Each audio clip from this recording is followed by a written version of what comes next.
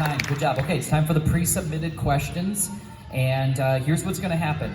We will state that the candidates, they've received these questions prior to the event, just so that you know, okay? Each question will be asked, and each candidate will have 2 minutes to respond before moving on to the next candidate. We will rotate which candidate is first to answer. So, Corey, we'll start with you on the first question, okay? After all 5 questions are asked, we will then move on to the impromptu questions, which have been submitted by you guys, the live audience today, okay? All right, so our first question is on the topic of academic involvement and student needs. Considering a consistent pattern of declining achievement by students overall in our district, what board initiatives might you propose to turn this trend around, and how do you plan to stay in touch with school and student needs? Thank you for that.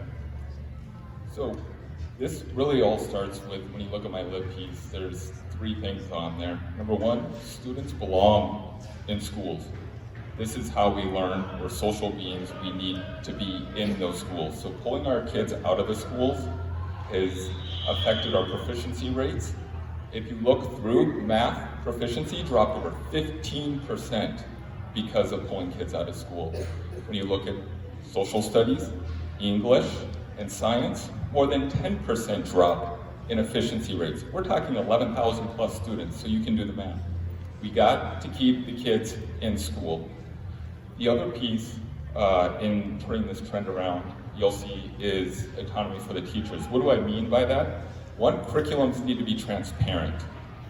So parents need to know what the curriculums are.